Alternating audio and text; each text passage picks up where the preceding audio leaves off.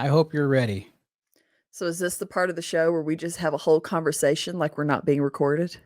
What? No, we wouldn't do something like that. Welcome to the Wrong Indian Podcast. Native Americans of all trades, masters of none. What does that mean? Oh, we have a lot to say. We are not the expert. But we talk to the experts on a variety of issues. I'm Brittany Shulman. Kenrick Escalante. This is the Wrong Indian Podcast.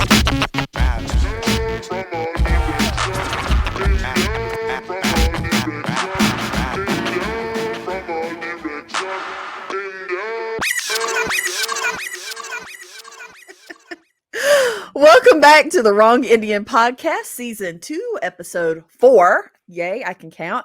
I'm Brittany Shulman, and here comes Kenrick with his pageant introduction. Whoa, Kawitz Kamadum Vintiv. How are you guys doing? I'm Kenrick Escalante. Look, guys, like I remind you every week, if you like what you're listening to, or if you don't, but yet you're still sticking around, feel free to subscribe and rate us, man. Let us know. If you love us, give us those 5 stars. If you hate us severely, give us that 1 star, but leave us a comment and tell us why. We're happy to improve. Yeah, like Brittany says, good or bad or the ugly, she wants to hear it. So absolutely. And if you're watching on YouTube, make sure that you subscribe to the channel, click the little bell so you get the notification every Monday when the podcast actually makes its way on air. And look, ultimately, if you guys want to support us, the best way to do that is to subscribe and rate us, because what that does, it helps the algorithm. It helps us get out there more for potential, can't even talk right now, potential listeners. So yeah, if you guys can do us a favor by supporting the Wrong Indian Podcast, hit that subscribe button, give us some ratings. I don't even care if the opinions are negative, just give it to us. We want to know, and we'll build from it. So we're going to go straight into our first segment, which is, what are we watching? Look, so, man, Kenrick, I'm going to go. What are you watching? I'm going to tell you this right now. I'm going to start this conversation with the idea that, one, by the time we're done with this conversation, I still love you, and we're still BFFs. What's love got to do with it? But I'm not going to lie that I think this next conversation, there will be some tug of war, different sets of opinions, and that's great. For me, what I'm watching right now, I decided that I was going to play catch up because you've been recommending this movie for quite some time. I went on Netflix. One of my favorite movies. I went on Netflix and I watched the Sapphires. It's a movie that came out in 2012. It's an Aboriginal cast, and I was blown away by the film. I loved it. I mean, there was a lot of things that I took away from the movie. What immediately struck out to me was what the comments I was getting from Brittany as I finished, but I'll let her explain that. But for me, I just felt it was a really good film. I mean, I understand, it was, I don't want to say it's Hollywood because I'm not sure if it came from that camp, but what I can say is they try to put it in a pretty bow. They gave you that beginning, middle, end of, there was a problem, they had to overcome it, and then there was a happy ending. It was based on a true story. So I know what I was watching wasn't like life accurate, but it was definitely something that brought truth to screen for some of the issues that they discussed. So you want to give the synopsis of what the Sapphires is, Brittany? Basically, it's Dreamgirls meets Aborigines in Australia.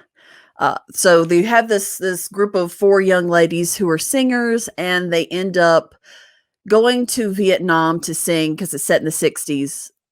Particularly, it's set during 1968, which becomes very important later in the movie.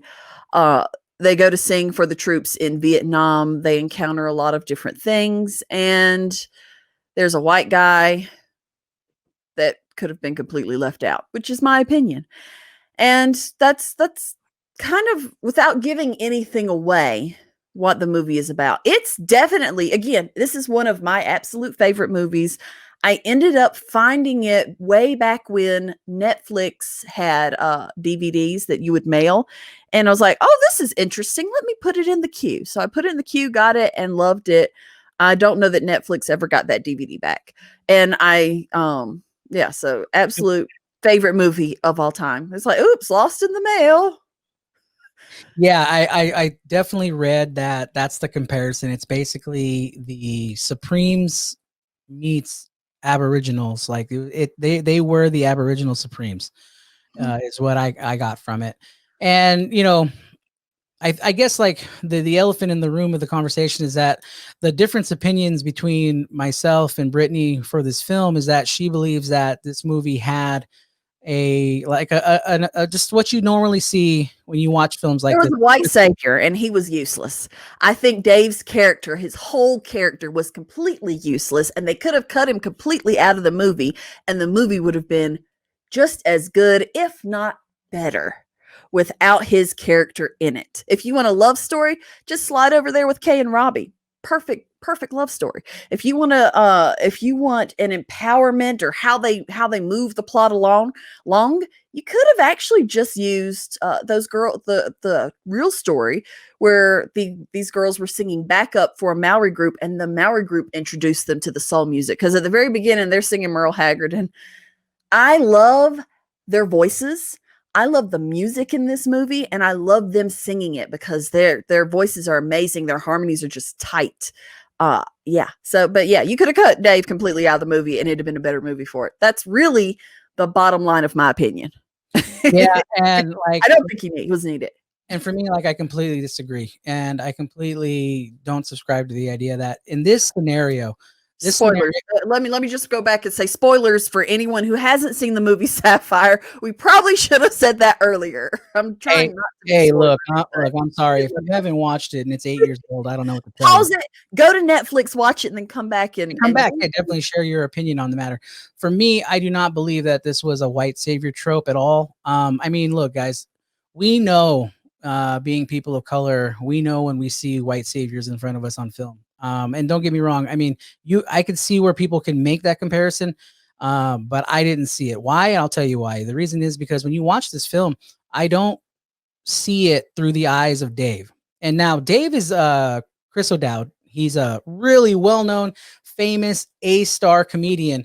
And so, look, I think of it from the industry standard is that they needed to find an actor who the producers would say, okay, I can back my money behind that person for this film.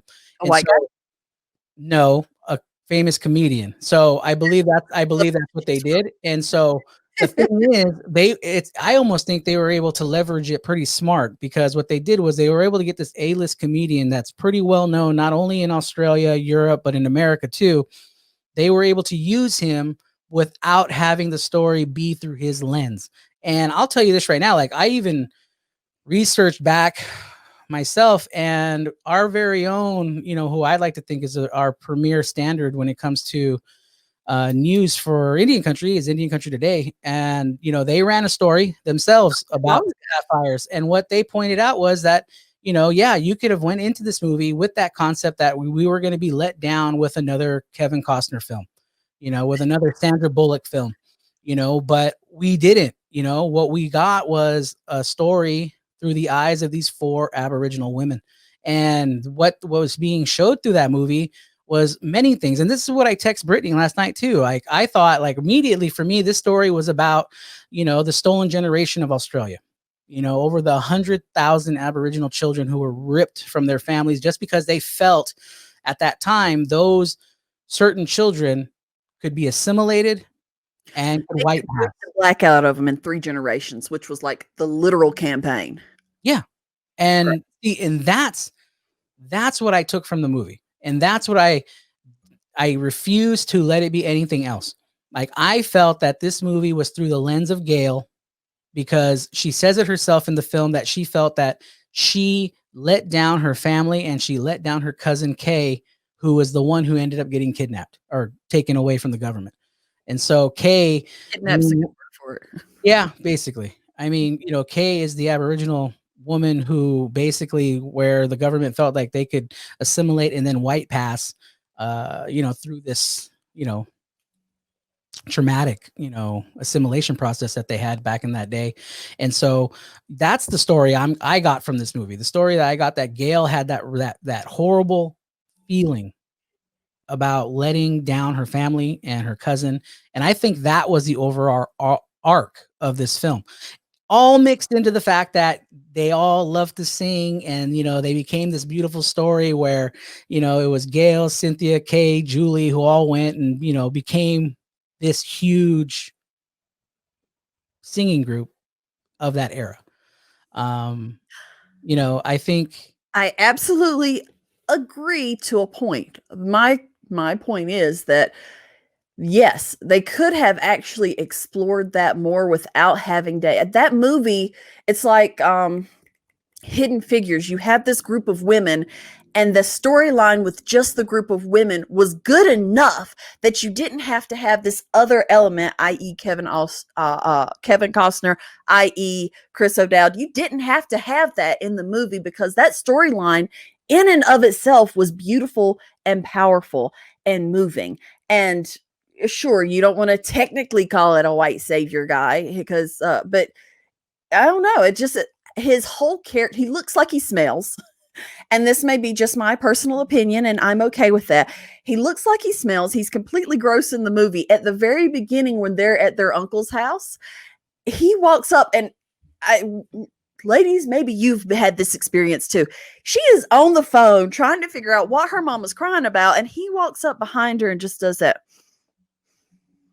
hair smelling thing, and I'm like so grossed out by it. He was, and as far as plot, as far as the story, the pieces where he moved the plot along, you could have completely taken him out and replaced it with exploring the nuances, because they bring up, I mean, it's a feel-good movie, but they bring up a lot of issues such as the abject racism, such as taking the children away, such as colorism and how that affects you as a darker or lighter skin indigenous person, exploring blackness outside of the African American experience. There are lots of different nuances that could have been explored and could have made for a much better story. And that's my only point. You could have cut his character out completely and it would have been a better movie. Yeah, I mean, not for me. I think, just for entertainment As value. you need a white man in there, go ahead. No, I mean, look, I see, and that's the thing though. I think, look, I know where I can be in that same view where I can get stuck on something, where I can get stuck on the idea that, like, I'm watching Dances with Wolves and I'm watching this white guy and he's coming in and he has to save us. And, oh, there's a white adopted native in the film. And, she's the arc that brings them all together. My grandparents with Dances with Wolves, so just as a side note, were so happy that the two white people got together and that he didn't take away a native woman from the community. So, like, yeah. So, like, I can see that. I can see that, and I call it out when I see it. Like, I watched The Help, and I could see where, oh, okay, well, obviously this girl had to write their book, and this girl had to be there. She had to tell their story. Yeah, she had. Yeah, see, so there, like on those scenarios, I see it, I call it. In this scenario, here's what's crazy. In this scenario, Dave, the character, he needed them. Them, and then he needed an identity. He needed them, and so that's what the funny relationship is about it, because from the very beginning, Gail's the boss.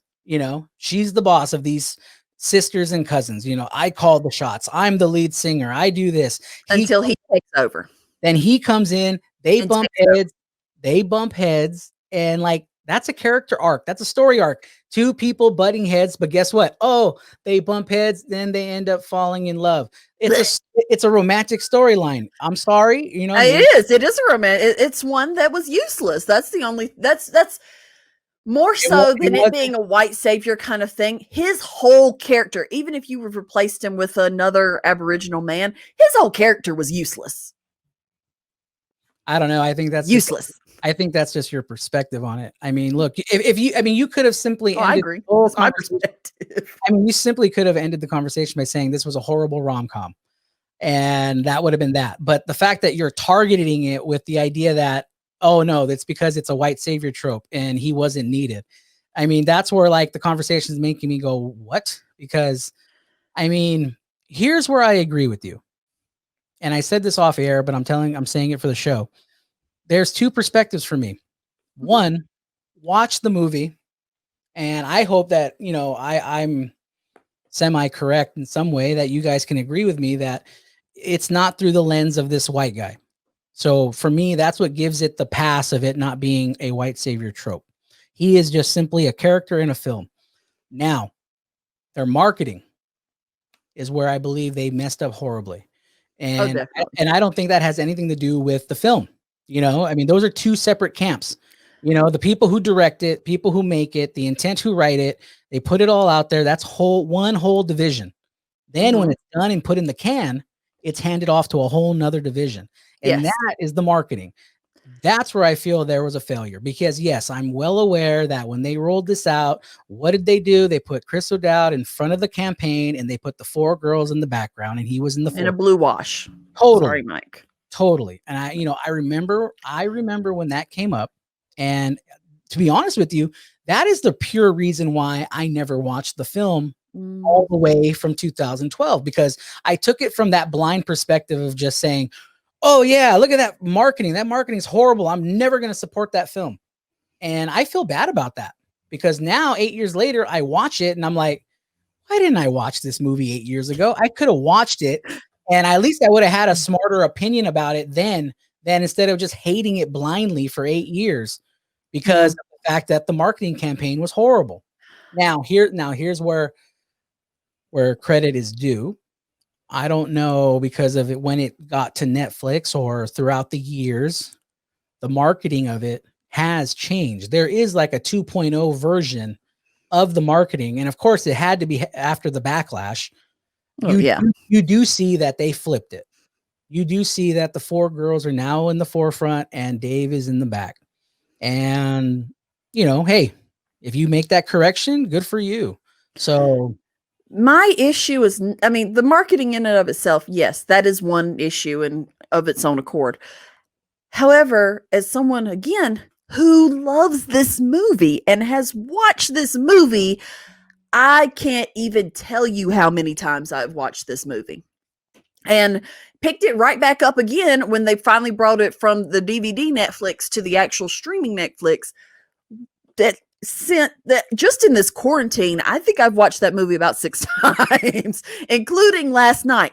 Love this movie.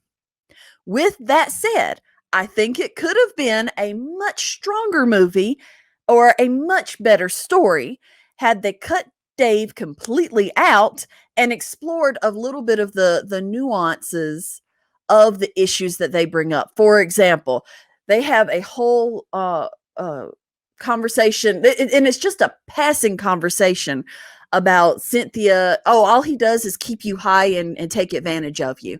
And then it's never really mentioned again, and no one ever really addresses it. And then the one time that it moves into the storyline where they're going to take Cynthia out of the show, bombs happen, and oh, there's Dave. He gets hit by a bomb. God knows if he's going to live. And the same thing with, they go into Gail's perspective of, I let my family down.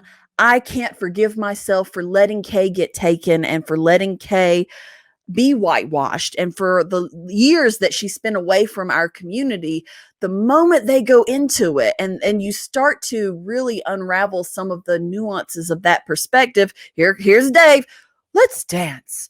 Da da da da. Come on. I'm going to teach you the Dave shuffle or whatever it is he says. That's where the movie falls, again, as someone who absolutely loves this movie. That's where the movie falls short for me. I think they could have explored, Kay and Robbie's relationship, is how that looked, or even how, because you have that one, again, you have a one moment in the movie where Robbie, who is a medical officer of some sort in the American Army, who is hooked up with Kay. They're on the helicopter, and the white soldier who's about to die, he goes, don't let him touch me. And he uses much more explicit words than that, but he's letting Kay touch him. And then Kay just kind of curls back, and the guy dies because, of his racism. right. But yeah, that's, again, you could have explored that more and explored their relationship. That's a more interesting relationship than Dave and Gail. I mean, I love Gail as a character, but it just felt like every opportunity to really dive into the movie and really dive into the issues and really understand the best part where where they actually do get into it is when Martin Luther King Jr. is shot and killed, and there's that moment of solemnness and just hurt. And you have the PR guy who says every soldier out there is hurting right now and they need you. And it's Gail who sings in that moment. Again, you have that moment of just, and then it goes back to Dave, who's just somehow alive, God forbid. So that's again where you could have cut Dave out, and that movie would have been so much better. I mean, look, at every point, the movie is taken back into, Dave. No, and it's useless, and he's useless as a character. I mean, look, I don't see it that way at all. Here's the thing though, and this could be a stretch for me. I mean, literally it could be a stretch. I mean, if you look at something like even Forrest Gump like brings up all these different things of history, right? And what the movie does is touch on them. The movie doesn't go into depth about anything. It simply touches the movie is an accident. No, but Forrest Gump is a nostalgic accident, is what it is. But go ahead. No, first of all, Forrest Gump's brilliant. Anyway, Forrest Gump just touched on those moments. And so with the Sapphires, I believe they do the exact same thing. I think what they do is they touch and highlight moments of that time. And they don't go into depth on them because why? Because that takes away the story arc of these four women.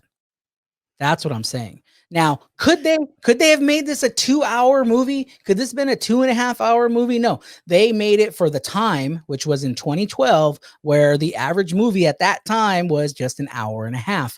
They made a simple hour-and-a-half film that was essentially a rom-com, showing that silly relationship that ended up being created by Dave and Gail.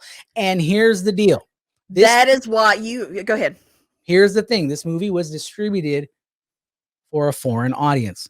This was built for this was made for America. This wasn't necessarily made for No, this was made for Australia. This was made for an Australian audience.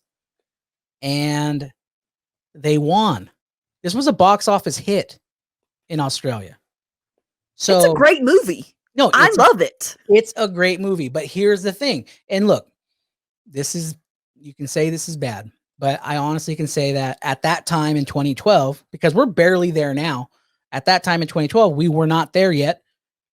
They didn't have an Aboriginal presence that would have caused a box office hit for them. At least that's from my ignorant perspective. Okay. Now, for all of our listeners in Australia, please put us in the comments and let us know if you're with that perspective. Yeah, no, I mean, look, I look, the whole cast is brilliant. Oh yeah. Now, if that cast would have been just those 4 girls or women, would it have been the same? I mean, now storyline it would have been better. Storyline, maybe it would have been better, great, awesome. But would it sold seats? I don't know. Would I like to think so? Yes. What I would like to think in 2020, could it? Absolutely. So, I mean, 8 years ago is a lifetime in comparison of where we've been in regards into the film industry.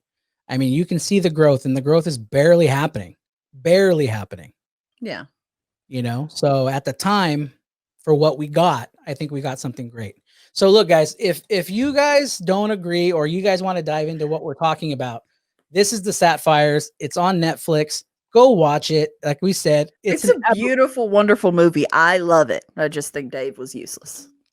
If anyone's familiar with the actor, you guys would love him. Chris O'Dowd. He's funny. He was in Bridesmaids. But I feel they used him. I think, and you touched on it, and this may be my real problem with it. I hate romantic comedies, so that may be why I think Chris is Chris. Yeah, that may be why I think the Dave character is completely useless, and that whole story arc is gross. That may be it because I hate romantic comedy. So you may have explained it for me.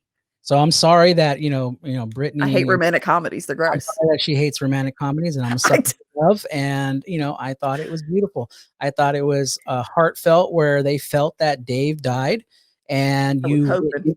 and you witnessed that through the emotion and the acting of Gail. I thought it was beautifully done. And yeah, it's a movie. They put it with a pretty bow, and things happened at the end, but that's the movies, guys. That's why you buy popcorn, and that's why you guys watch it. So do us a favor. If you watched it, if you like it, if you agree with Brittany, you agree with me, if you don't agree with any of us and you have your own opinion, put it down. We want to see it. Or if you have another recommendation, because I would love to find more movies like the Sapphires. Maybe there's something out there that doesn't have that rom-com arc to it that would be awesome. Or maybe there's more rom-coms. I'm happy to watch them though. God. Anyway, look, guys, I know what I was doing when I was watching that movie, though. And it might sound like a setup, but it was true. I actually did. As I was watching that movie, I was diving into a deep bowl of Magic Spoon. It was so good. I enjoyed it. As you guys know, we talk about Magic Spoon all the time here at the Wrong Indian Podcast because they are one of our amazing sponsors. But we just want to put it out there that on average, over 100 bowls of cereal is eaten by Americans each and every year. Most of that comes from kids, and all they're basically eating is sugar. And we need to avoid that like the plague, like COVID. So our people at Magic Spoon, they give you all those flavors that you love, all that nostalgia of your childhood with no guilt. Why? Because it is grain-free, gluten-free, low carb, high protein, and 0 grams of sugar per serving. And if you guys are interested in that, go to their website, go to magicspoon.com, and you know what? Get some free shipping from us, okay? All you have to do is use our promo code, which is Wrong Indian Podcast. Use the promo code Wrong Indian Podcast. Get some free shipping from us. If you are like me and you've been buying things all dang week, you sure know what it feels like to save on some shipping. Get some free shipping on us. Buy some Magic Spoon, magicspoon.com, promo code Wrong Indian Podcast. Thank you, Magic Spoon. And Kenrick, what have you found out for us to talk about this week? Oh, man. I don't even know. Tell us about your hero. Right? Okay, so what we find out this week is that Ice Cube came out, or it was revealed that Ice Cube secretly came out to Washington and had a meeting with the Trump administration. And so any of you guys are familiar with this, Ice Cube is promoting this concept called Contract of Black America. And basically he's trying to advocate for the African-American movement and trying to get the African-American people in a stable economy and, trying to get a leg up. Basically, what the message is from him is that we've always been at the bottom in any scenario. Keep in mind, us indigenous people, we could argue the same thing. But we're not playing Oppression Olympics right now. Exactly. So what Ice Cube's basically saying is like, look, in any scenario, we're always at the bottom and we need to flip it. And I guess what happened, that both political parties reached out to Ice Cube about this concept. And from his words, one party said, hey, we love what you're saying. Let's talk about this after the elections. Then there was another party who said, come on down and let's talk about it. In fact, let's talk about it and let's dangle the carrot of the amount of money that you wanted for this plan. Because Ice Cube's pushing for a $500 billion capital infusion into the Black community. And so one campaign, or I should say one administration, said, let's have a meeting. Let's talk about it. And that meeting was with Jared Kushner and his team.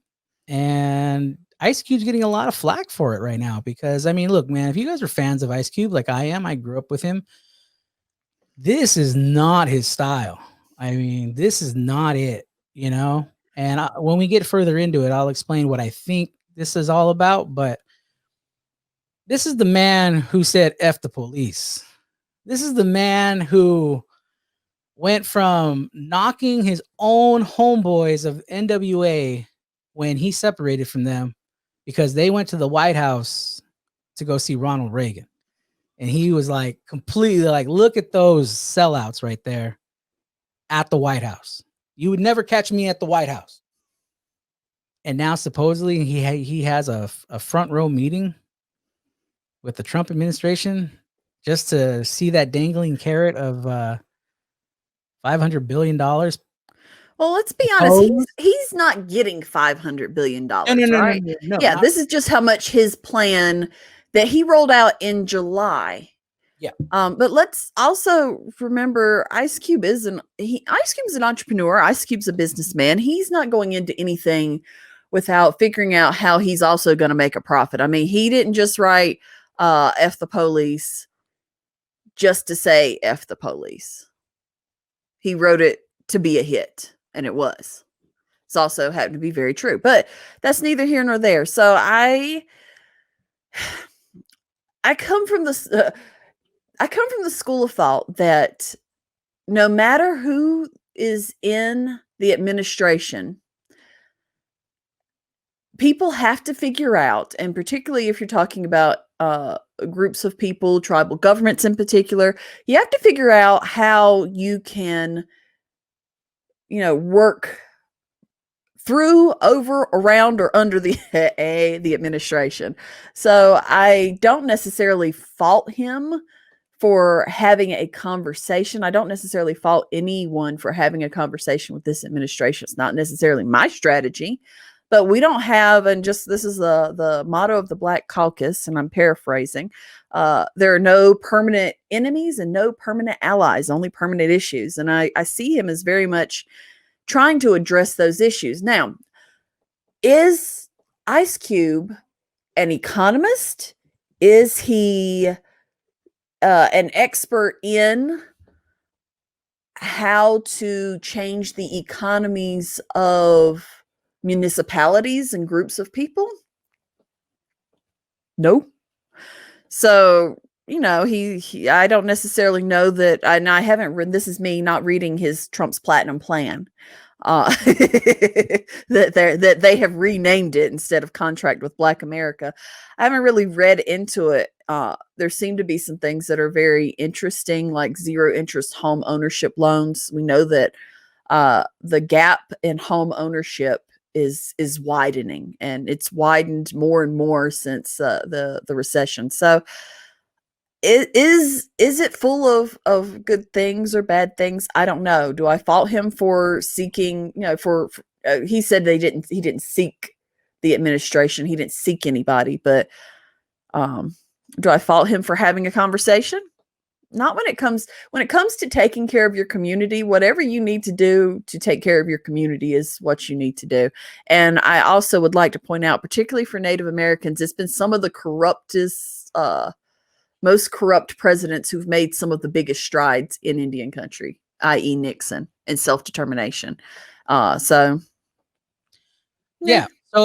for me, I mean, and obviously, our listeners, go ahead and do your own research on this, if this is what, moves you to look it up and stuff. But like, for me, I'd like to hope that what Cube's actually doing is doing what, we as indigenous people or we as minorities do all the time, is like, you always got to keep those enemies closer, like once upon a time. And this is a scenario I gave to Brittany off air, was that like once upon a time in my past, I and an organization that I was with, we had to take a meeting with someone we completely we chose to take a meeting with an organization that we totally didn't share visions. Our two visions were completely different, but we knew we needed to take that meeting so that we could hear and see with face value everything we thought. Like, we needed to have that confirmation that we knew who you were this whole entire time. And so we took that meeting and we were absolutely right. But here's the thing, and I'm taking this out of experience. After that meeting, that organization used us as a prop immediately. It was like, guess what we did? We had a meeting with this organization. They must support us. Where in reality, we didn't support them. And we came out that next day denouncing them. So in the same scenario of Ice Cube, that's exactly what I saw. I saw that he had this private meeting with the Trump administration. And then the moment it went public, supporters of the Trump administration quickly hit Twitter and was thanking Ice Cube for having that meeting. Thank you for supporting. Thank you for supporting our administration. Thank you for supporting our movement. Let's get out there. My brother, Ice Cube. And now you see Ice Cube having to play defense. He's jumping out saying, look, I never endorsed anybody. I never will. I never have. And at the end of the day, I don't trust either side. You know, so like I've lived that. I lived what he's going through, but I just like, for me, I just wish he handled it better. Or I think, you know, as these days play out, I hope he does it better, because like this is a man who's known for his words and his intent. So right now, the things that he is saying have some of us who are his loyal fans scratching our heads, being like, bro, what are you saying? Or what are you showing? Like, how are we supposed to perceive this? But like I said, in days moving forward, I hope, and by the time you hear this, what we're saying, I hope the narrative has completely changed. But yeah, that's where I'm at with Ice Cube right now. Today wasn't a good day. But you know what might make it a better day? Is if you go work out. And if you go work out, you want to make sure that you have some high quality that was so good until it wasn't. Supplements. You want some high quality supplements. This is where and FNX Fit. FNX Fit is committed to creating innovative supplements of the highest quality to provide focus for a productive morning, energy to thrive all day, and performance supplements to reach new goals, unique sleep and recovery formulas to support any sport, and healthy supplements to support an active lifestyle for years to come.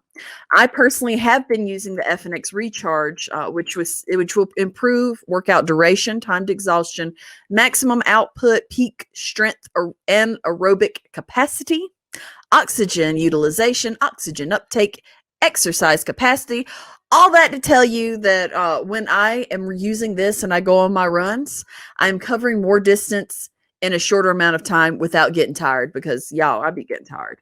The flavor that I have is strawberry lemonade, by the way, and it tastes really, really good.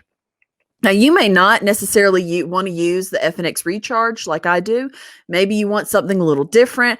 Not only do they have workout supplements, I think Kenrick's been using the creatine, but they also have sleep aids, super greens, collagen and hair gummies, as well as ebooks. Maybe you want to, read up on what might be the best way to reach your goals. They've got it for you. And listeners of the podcast can get 15% off. That is 15% off of your order by going to fnxfit.com and entering the promo code WRONG-NDN. That is the word wrong, the letters NDN at checkout. Again, that's fnxfit.com, the word wrong, the letters NDN. Get yourself 15% off. Thank you, FNX Fit, for partnering with us. And we're gonna go ahead and close out this segment with what we like to talk about at the end is what is making us happy right now.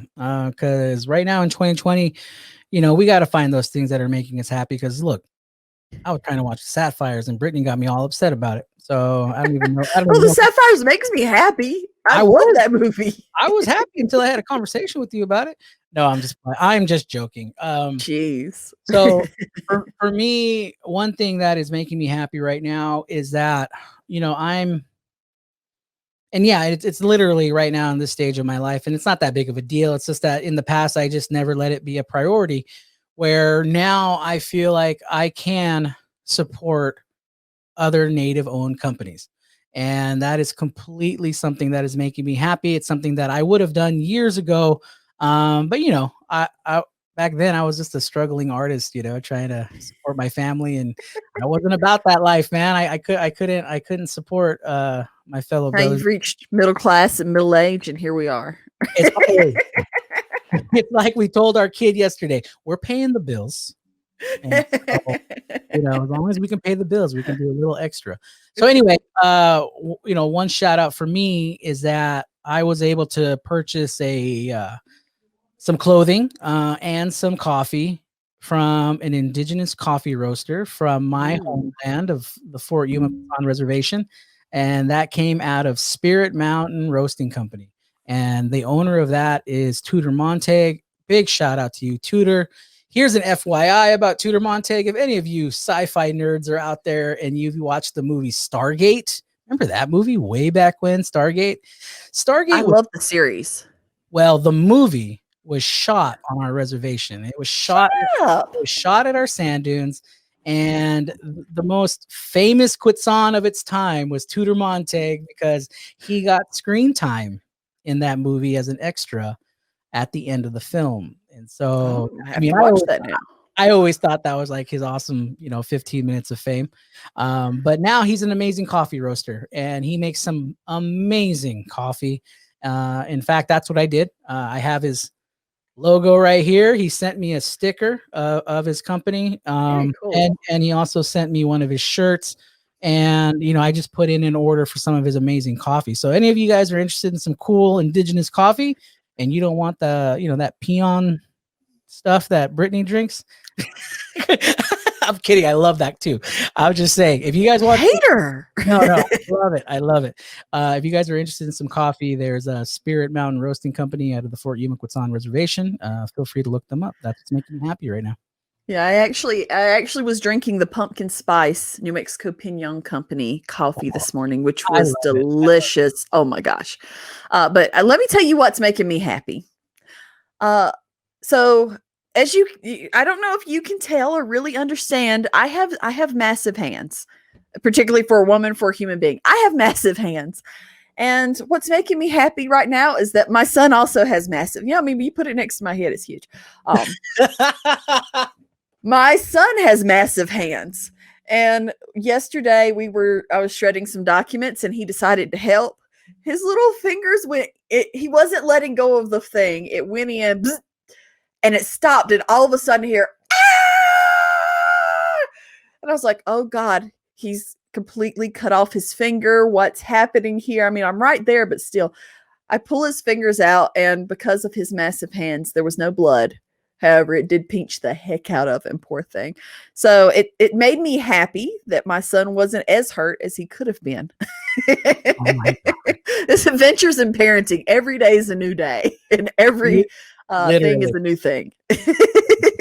Particularly when they're super little. And what else is making me happy is I was cleaning out one of our bedrooms. We've got some guests who are coming despite COVID, and I'm cleaning out this bedroom, and I found this little baggie of My Little Ponies that my husband's coworkers had given us this big box of toys, and they just weren't appropriate when we had Karina 4 years ago. And it just wasn't appropriate for her to play with at the time because there's small pieces and all of that. And so I happened to find it. I was like, hey, Karina, here. Do you know that child played with those My Little Ponies and was just so happy. And I just remember that joy, you know, of having something. It was just new. It was new to her. They weren't new toys. They had crayon marks on them, but that just joy of getting something new and just being so happy with it. And so I was just so excited for her. And it really made me happy too. And I also shopped indigenous, and I got a package, and I just want to show, if my camera will cooperate, I am a serious businesswoman. This came from my favorite Lynette Tracy fashion, and also my lip color. You can't tell it, but it's a really pretty red. It's called Aki from Cheekbone Beauty, and that is who our interview is with today, is Jenn Harper of Cheekbone Beauty. I fangirl her as well. She is amazing, not just with her business model, but also with just who she is as a person and the energy she puts out in the world. And she's got such a good story. And I'm just so happy to be able to share that interview with you guys and share a little bit of her story with y'all. So that is our interview. Such a great story. Enjoy it, guys. Take it all in. Like I know I did. I didn't know what to expect from this interview, but what I got from it, it stays with me. It still does. And I use that example every day ever since we got to have that moment with her. So enjoy it, guys. Have a good one. And don't forget, like, comment, subscribe, rate us. We really appreciate it. Thank you so much. Have a great day. Bye. And remember, if you got that 1 star, share us and tell us why. Yeah, just bless us out in the comments. We love it. Thank you. Sapphire, the movie's awesome. Welcome to the series How to Dress Like an Indian, where we interview different native brand owners about their brand so that you can learn more about their business and you can dress like an Indian by finding a native-owned company to support. Today, we are interviewing Jenn Harper of Cheekbone Beauty. Jenn is a First Nations from Canada and the founder and CEO of Cheekbone Beauty Cosmetics, Inc. Cheekbone Beauty is a digital native direct-to-the-consumer brand that is helping Indigenous youth see themselves in a beauty brand while using the concept of a circular economy in the brand's ethos and in developing their latest line of products. 10% of Cheekbone Beauty's profits go to support Shannon's Dream program at the First Nations Child and Family Caring Society. I absolutely love all of their products, and I don't know how they knew this, but I'm wearing the Kea, which is my nude. I mean, it is like my nude. I'm also wearing the brown brow gel. So they have a new face palette that I am dying to get, and I am just so excited to be able to talk to Jenn. Forgive me, I don't know what nude is. What is your nude? Is that what you said? This is my nude.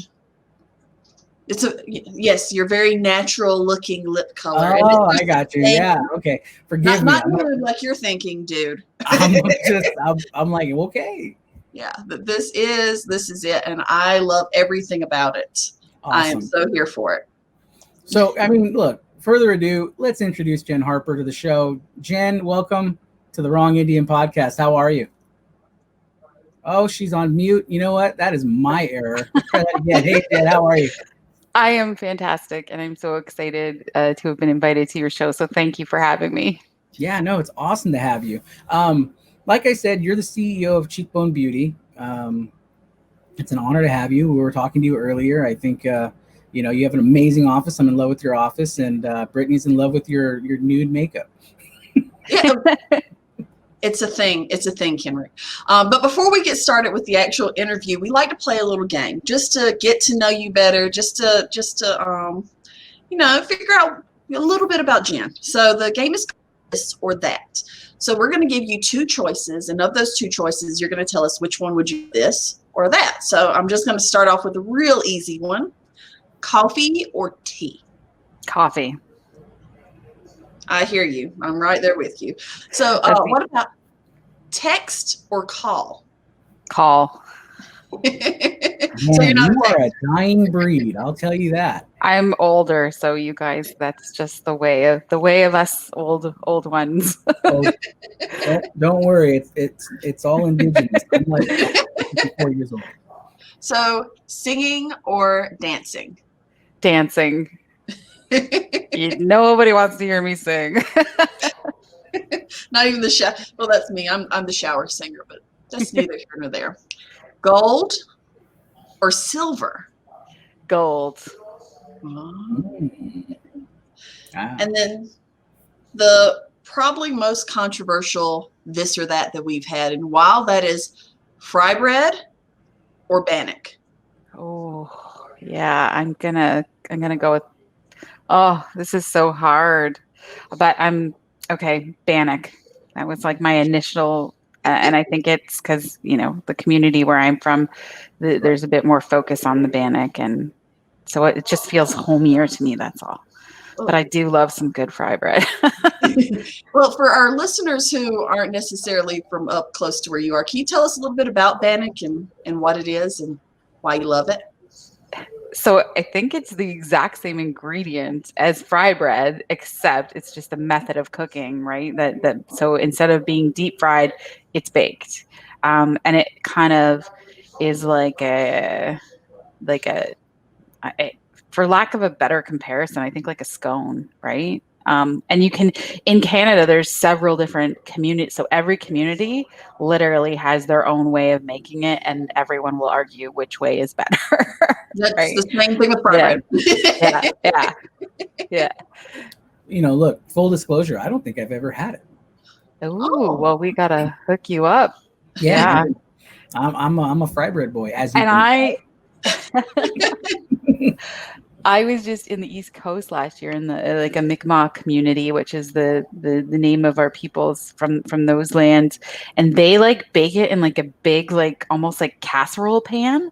So it's like a pan of bannock, versus just making it individually, which I did love because you can cut your pieces as big or as small as you'd like. And of course, mine were bigger, and then like lathering on I know this sounds awful, but the margarine for some reason, I know people love butter, but it's like, I don't know, you grow up poor with margarine and you have this desire for it and love for it, right? Right. So you just like layer that on. It's super delicious. But yeah. I think the concept of it being like a scone, that's what intrigues me.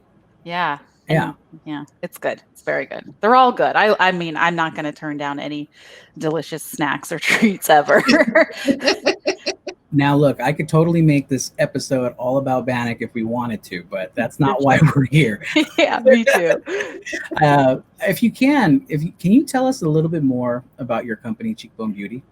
Yeah, for sure. So, no experience in the beauty space whatsoever. I had spent my entire career in the food industry, hence my love for food. But in sales and the marketing side of food things, and spent probably, 15 years doing that. And then the 10, 12 years before that was in the hospitality industry, and truly loved what I did, loved my job. But I had this insane, crazy dream back in 2015. I had always been looking, I think, my whole entire life for a way to connect deeper to my Indigenous roots, my First Nations community, my family. Like many Native people across Turtle Island, I come from a family that has suffered from generational trauma, and so I really did feel disconnected to them through my early years. I never understood why. So, and just to give you a bit of a background, even further rewinding a little bit, in 2014, I got sober. I had battled alcoholism really bad for probably about 6 to 8 years, and finally got well in 2014. Then had this dream in 2015. Like in the dream, there is all of these Native little girls, and they're covered in lip gloss. So I wake up that night, and I was like, okay, well, this is, like to me, it all made sense. This is what I'm going to do. I'm going to make lip gloss. Never doing that. Have not done that before. And just literally grabbed my laptop and started writing out what I now know is a business plan.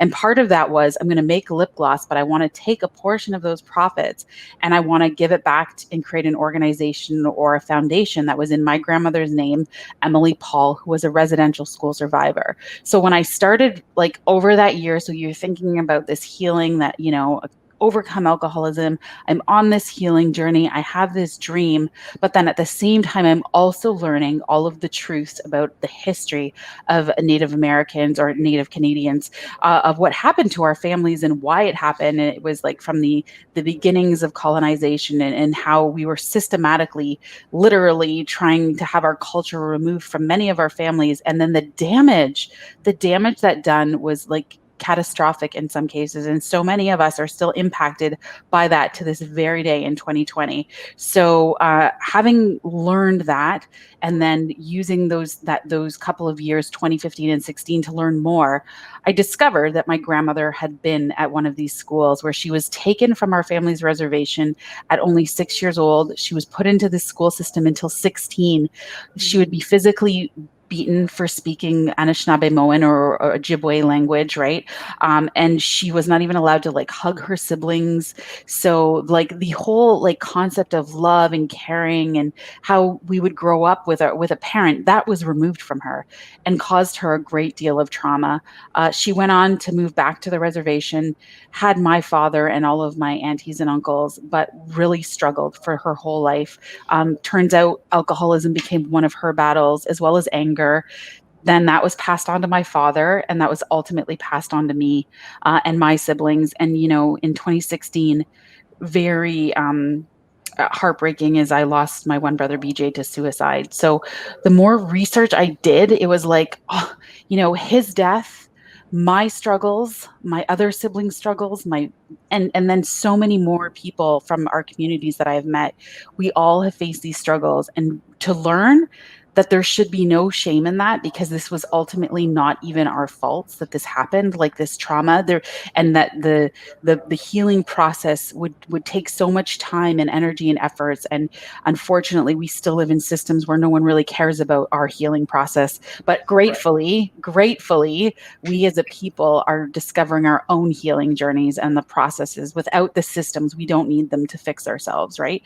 So I'm grateful that I get to be on that side of things now, where I want to change that narrative, not only for me and my family, but for all of us, to actually show our resiliency and show how proud we are as a people, and how much we love our languages and our culture, and that those things are such beautiful parts of us, and that we can bring them back. And then, you know, putting and incorporating all that into building a beauty brand. Number one, because as a youth, I grew up with no representation. There was no one I connected to in mass media. There was no one in marketing that I was connecting to. And if you think of an industry like the beauty industry, how am I ever going to think that I even have beauty if I'm never even seeing another woman wearing a lipstick that looks like me, or a man, or whatever, right? Like there was nothing to relate to.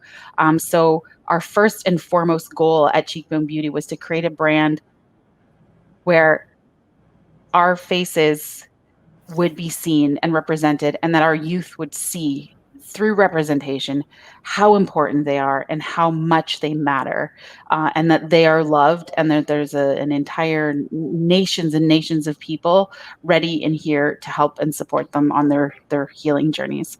So that was the first leg of building the brand. We've thus come so much further. I'd love to talk to you more about the sustainability factor and what we're building, but I'll shut up for now. No. We love it. We appreciate it. And for those of you who are listening on SoundCloud or Apple Podcasts or wherever you find your podcast, you can't see me and Kenrick's heads are just nodding up and down, because we absolutely. I don't know. I mean, it doesn't matter whether you're in America, in the Southwest, in the Southeast, or up in Canada. We all have these same stories. We all have this continued trauma of folks in power, the government's trying to erase us, pretty much, and that has affected us. And we are so resilient. My grandma used to say it's such a blessing to be a Waccamaw woman. There are so few of us. But I wanted to go back to, you have this dream, you're writing down what starts off as a business plan. How did you take that from your dream paper to moving it and actually creating the product that I love wearing? Oops, there was like some, I think I lost you guys for a second. Yeah. So that's technology. You gotta love it. How do you take that idea, that writing it down, that dream writing down, and actually move into creating an actual business? Yeah, so that's an amazing question, because you know, we all have dreams, right? We like could have dreamed about King Kong last night or whatever, right? And you're like, what does that mean, and how am I going to build it? So Yeah, tons and tons of work and time and effort and research and development. Like all of that year of 2015 and 2016, I literally read over 100 books. Number one, on building a business, entrepreneurship, reading stories about other entrepreneurs and their businesses. And then at the same time, I'm doing market research and learning about product development. So how, that lip gloss, how was I going to have it made? And I learned pretty quickly that my food industry and the beauty industry were very, very similar. So there's a lot of manufacturers out there that do make products. They're just branded differently. So here's the thing. I was able to start the business using what they call white label in this industry, where you're using manufacturers that have been making makeup for a really long time. So that part was really, really not that difficult to find the products once I found them. What is hard is creating the marketing and the audience and connecting with people and engaging with people on a deeper level so that they would truly understand what we were trying to do at Cheekbone Beauty. And knowing that I would have to test the market that way, even though maybe those products weren't coming in the packaging that I wanted or with the right ingredients. But to start to build something, you have to start somewhere. So that's where I started. The one supplier we do use, unfortunately, they do sell to everybody and their brother that wants to buy the product. So now when we discovered that, we were like, okay, well, we had this mission. Our mission is sustainability. And, that word gets thrown around a lot. So let me explain that. That means our first mission was sustaining our communities through impacting our youth. So we know that once the youth are empowered, educated, supported, what they could go on and create in the world would be incredible. So that was the first layer of building Cheekbone Beauty. Then the next layer, when we talk about sustainability, was great. That white label manufacturer, they got us using the incredible products. They're not bad products to where we are now, but we want Cheekbone Beauty to be known for that idea of that circular economy. So we've now started making lipsticks that are all sustainable ingredients as well as packaging. And so there's a lot of things that consumers don't understand or think about when it comes to what's coming in your cosmetics, right? Or where it ends up. So we use a concept called life cycle thinking. So from harvesting of those raw ingredients to the end of life of the packaging, like what is happening to this tube when it's done? Are we going to just be filling up landfills? The beauty industry notoriously uses a ton of plastic, and we wanted to move away from that. So this is made with 100% biodegradable, compostable paper. And then the plastic insert that has to be in there around the lipstick, that can be recycled. And that was just the first step. And then even the lipstick itself, like I'm wearing a Kia as well, which is so funny because it looks so different on us. But that's what I love about makeup. When you wash your makeup off at the end of the day and it's going down the drain. So from the cleanser you use to the cosmetic, how is that impacting our ecosystems and waterways? So we think so thoughtfully and detailed about every step of the way now as we're building new products. And what we're really excited about is launching more products in the sustain line. So we have the lipsticks now. We have the new palettes that come in biodegradable paper packaging as well, offering the mixing and matching of shade options, which we never had before.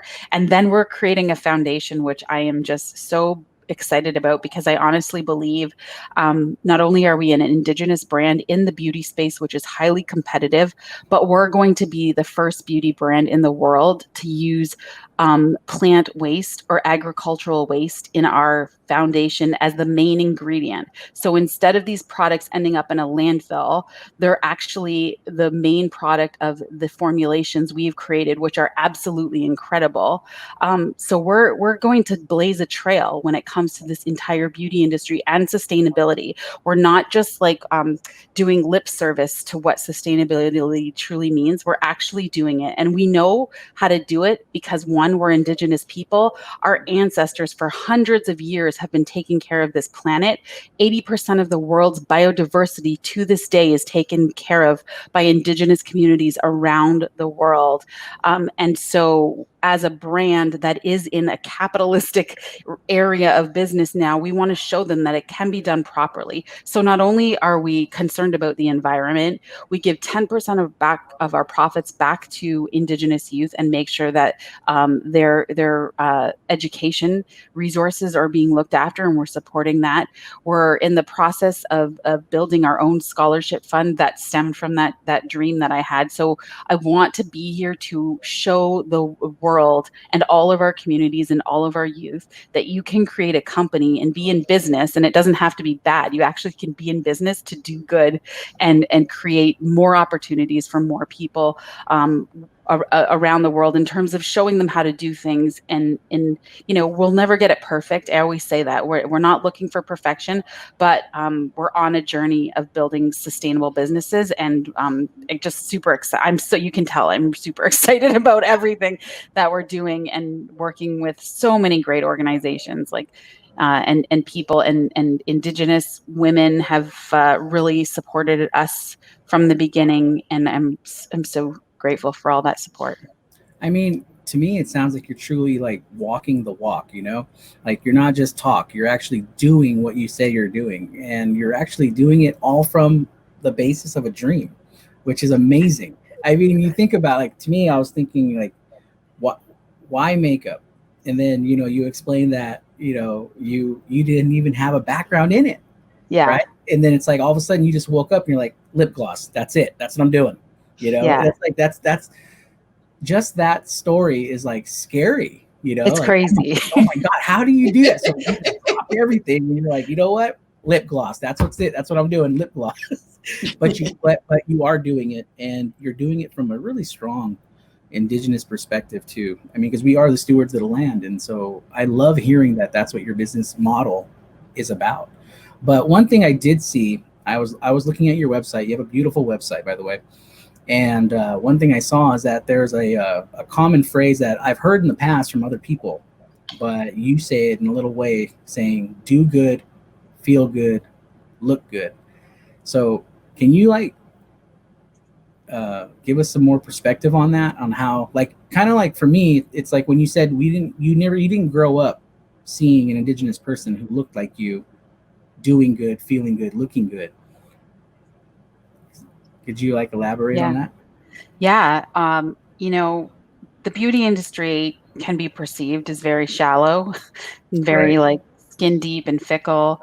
So I even struggled personally with entering this and creating this space. But I truly believe, and I think most people that enter our community, or our circle at Cheekbone Beauty is what we call it, that they understand that we do everything sort of from the idea of inner beauty, and that our character and character qualities and traits that we have, values and principles that we live by as individuals at Cheekbone Beauty and as a business. We're building a business based on a set of principles and values, so that when we are presented with an opportunity, there's no question about decisions we'll make, because we understand what we're here for and what we're doing. And so when you do that, when you decide that for yourself as an individual, and decide that your life is going to be about doing good, and then in turn that literally makes you feel good, which is such a powerful concept. And it's truly what I want our youth, and any youth, to understand, is that you feel so much better about yourself when you're actually doing good in the world. Or I always say to everyone, it's not about these massive movements or choices we make. It's about smiling to someone that we walk by on the street some days, because you don't know what that mean, or what kind of that could mean to them, or that kind of impact it could have on them.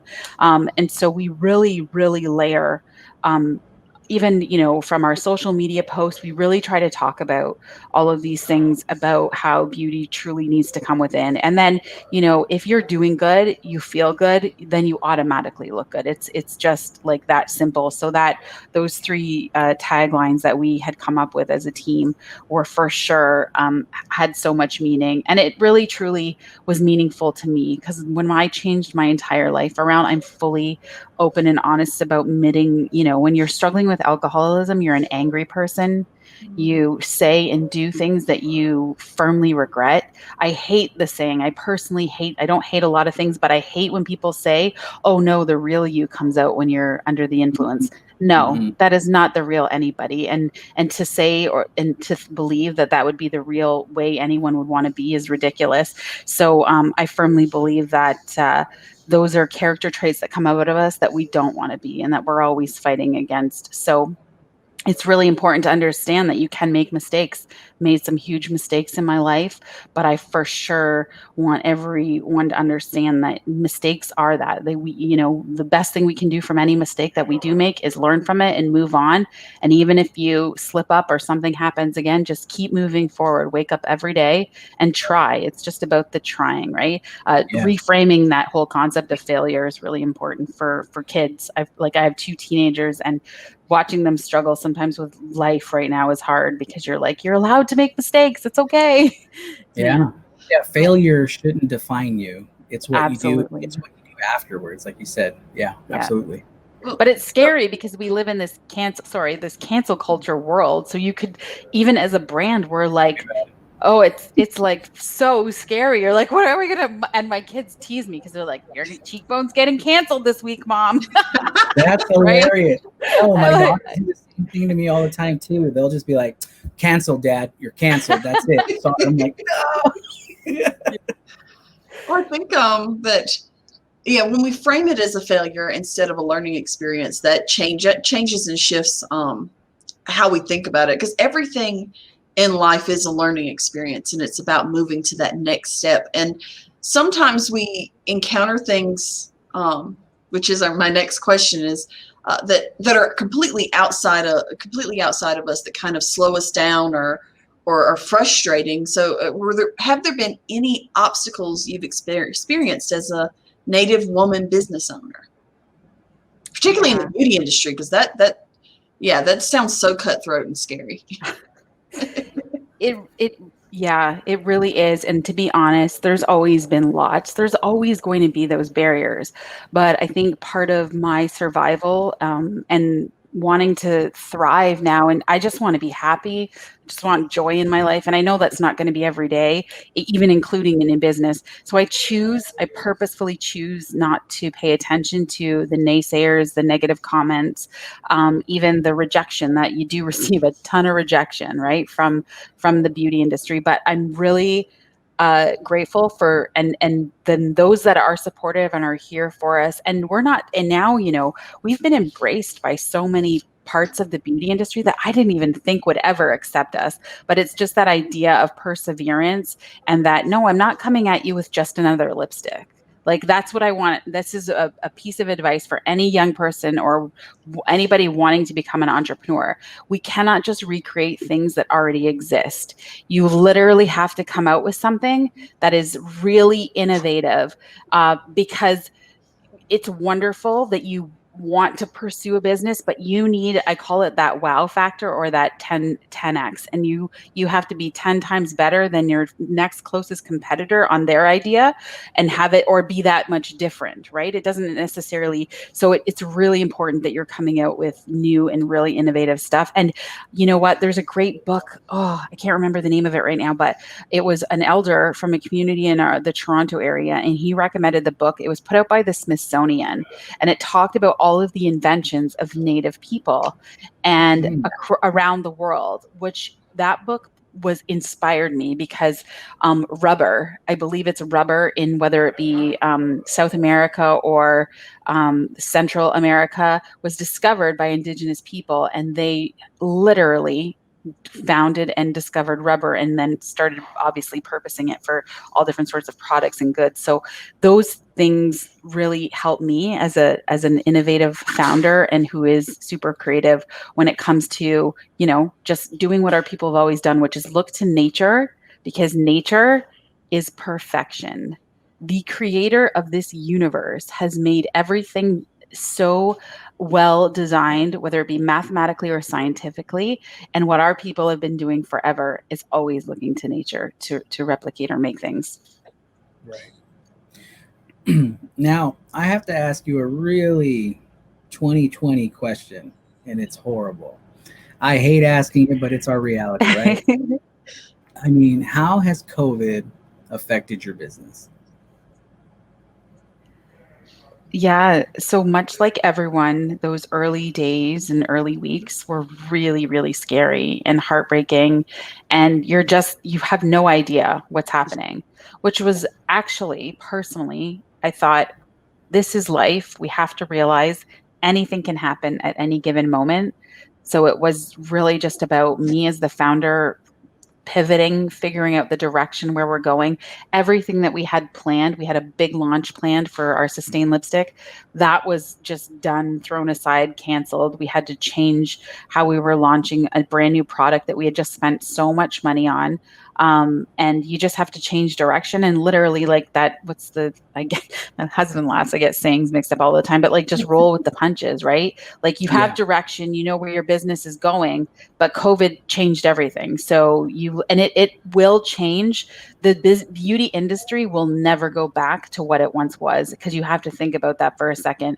Everybody's touching and feeling things at a Sephora, trying products on, and it's very unsanitary. So the whole industry is changing. The way we sample products will not look like what it once did. So I am a huge advocate for technology. We are working on developing our own technology, actually, using what is it called? Artificial intelligence and machine learning and all of VR and AR, all of these things. When we launch this new foundation, we will actually have our consumers be able to take a selfie, and we will analyze their skin and help them choose the shade. That's awesome. Because you would think someone as light as me wouldn't have the same issues that some other dark complected women have about finding that right shade match, but I never get it right.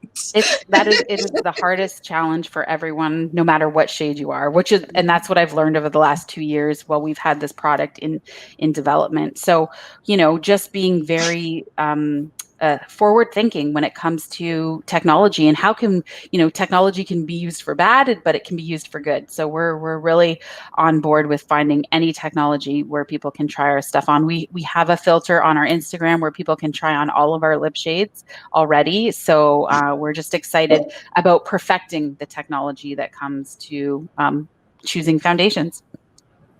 So real quick, one thing I noticed too about COVID, and we've asked a couple of entrepreneurs that they actually said their online sales improved.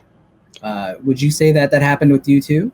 Yes, and it was really between May, June, and July, our online sales had a huge spike, which is amazing. We're feeling a softening in those numbers right now, so we're trying to figure out how we keep that momentum going, because that was amazing. I also really still feel great. What's the word here?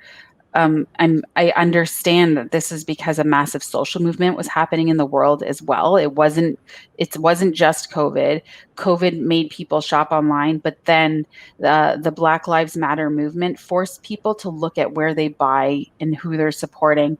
And so we've been included in many BIPOC articles and blogs and media outlets that have included our brand there, which super grateful for, and grateful that people are paying attention to Indigenous brands as well as Black owned brands, and just realizing that, we as the consumer, we have the power to support what businesses we want to support. So it's really up to them. And when people talk about our brand, we're just grateful, because we know that they come and visit the site, and then in turn we do get extra shoppers. So that's amazing. And we're just right now as a team trying to figure out how we keep the momentum going. Yeah, that's reasons I wanted to do this series, because there are just so many Indigenous women-owned specifically, but Indigenous brands that are out there. And instead of picking up the Pocahontas costume, how about we just, get the lipstick? Yeah. That is beautiful. So you've kind of touched on a little bit, in everything you've talked about has been beautiful gems for our young people. What advice would you give? to youth who may be interested in going this route and starting a business or growing something like this? Or before you answer that too, not just like this type of business, but the way you presented it in the beginning, that you Yes. just woke up and had this like idea and that you knew that this was the path I had to take. What advice would you give to a youth who wakes up with that type of that drive and but would be scared to even pursue such a thing? Because hearing about your story, I would have been scared waking up to thinking lip gloss, let's do this, you know? So, yeah, preparation. I think even before the dream, I've always been the type of person that is, what's like a always trying to make myself better. Like, and I think, if I think of my history and how I grew up and my family and sort of all of those circumstances, I was always just searching and trying to be better and do things better. So I read a lot of books. And so I encourage young people. I know reading, like for my son hates reading, my daughter loves it. So there, but I always try to encourage people to find a kind of book that you love to read, because you learn so much and you activate like different parts of your brain and you get creative ideas from that. So, if an idea comes, it belongs to you and that is your mission to take care of that idea, to foster it, to help it grow. If it doesn't leave you and it actually creates like a fire burning in your belly, like you would wake up at 4 a.m. and get on a call, which I did last week, with our brothers and sisters, Aboriginal brothers and sisters in New Zealand, to help them in their entrepreneurial journeys, right? Like that's when you love what you're doing and you're not being paid to do that. Like you're getting up and you're doing those things because you just care about the cause and you care about your business and you care about sharing and collaborating with other people. So if you care that much about it, you'll just keep going. And the number one piece of advice that goes along with that is consistency. So people say, how did this get successful? I just woke up every day after that dream and did something to build the business, whether it be send an email to this person, spend 2 hours researching this subject every day for the last, I think we're going on into our 5th year. So 5 years every day for the last 5 years did something to build on Cheekbone Beauty and the brand or whatever part of it. But it was just consistency. And if you are consistent, you cannot fail because something will come and something will happen. And it's so simple. I don't know anything more than anyone else. Like that's the reality. I am no smarter. I had no experience in this industry. We're now in like R&D, research and development, in building out incredible ideas and concepts with scientists and sustainability experts. Like these are conversations I never would have even thought possible. In 2008, the Prime Minister of our country invited me, an Indigenous woman, to a roundtable discussion about business in Canada. Yesterday, I was on a call with CEOs from across Canada, 9 people, about how to recover from COVID. And on that call, like this is almost laughable. I'm like, how did I get there? The CEO of Walmart was on this call, and Wow. Cheekbone Beauty, like what? Wow. So Wow.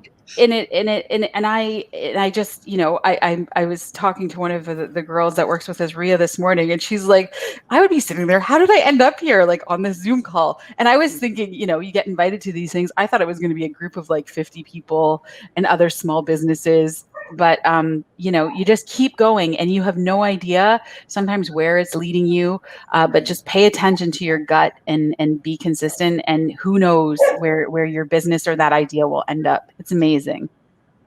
All from a dream. That is such a beautiful story. I mean, you came from, having to deal with your struggles, overcome that, and then you found and blazed this new path. And look at you. Now here you are in 2020, you're on CEO calls with Walmart and all these amazing people, and all because you just had a drive, and that's awesome. And I think anyone who listens, I mean, I think that's the takeaway for me. If you have that feeling, pursue it. Yeah. Don't defeat yourself and say, no, I can't do that. You know why? Because society has been telling us that our entire lives. Yeah. You know, it's really crazy. I was talking with my mom, and it's part of the push for me as a kid was, you know, you go get your education. Once you get your education, you go get a good, stable government job, and you work that job to the end. And we know that that's not happening, not working particularly with our generation. But I was really thinking about this entrepreneurial bit and talking with my mom, and like, but she goes, honey, we were always entrepreneurs. That's just the way of Indigenous people. We were always moving forward with some idea and looking towards nature. I appreciate. I was so excited to do this interview with you. I'm so glad you were able you were able to do it, because I think that your business model of thinking of the sustainability aspect at every single level is amazing, but it's also needed. It's desperately, desperately needed in every single business, in every single facet of life. So I just want to say thank you so much for coming on. We will be getting back in contact with you and talking some more, maybe at your next launch, maybe at the next thing in 2021. But can you please make sure everyone knows where to find you, any upcoming events or launches or things that you have going on? Yeah, so at Cheekbone Beauty on Instagram and Twitter, Cheekbone Beauty on LinkedIn and Facebook, and at Cheekbone Beauty on TikTok. And our site is cheekbonebeauty.com. And we're launching a pretty cool collaboration with like an international Indigenous artist this holiday season. So a really cool collaboration project that we're coming out with, which will be like limited edition. We only have so many being made. So it's super exciting. And about that, when they approached us, I was like, you're really calling me? But anyway, so that is top secret until November 1st. So we'll be launching an exciting product there. And then there's the new foundation mascara. We have vegan, clean, organic eyeliners and eyeshadows coming out in 2021. We literally just spent, so COVID is disastrous and as tragic this has been, we had time now to think about, let's just make more products. We knew we had to pivot. All we focused on was lips and cheeks for a long time, even though we have our brow stuff, which we love, but we wanted to add some eye stuff. So we have clean, vegan, organic mascara, shadows and pencils coming next year as well. So 2021 is going to be amazing. We have been in talks with some big retailers for a long time. They really want to support our brand, and but we know we're upping our level of our product roster for them. So anyway, next year's will be. I think next year is going to be better for everybody. Absolutely. Absolutely. Yeah. Well, Jenn, thank you. So on behalf of the Wrong Indian podcast, we're just happy to have this moment with you. And, you know, like Brittany said, we definitely would like to talk to you even more on another time. For sure, guys. Thank you so much for having me. Awesome. All right. You have a great day, good Jenn. day. You Talk to too. you later. Bye.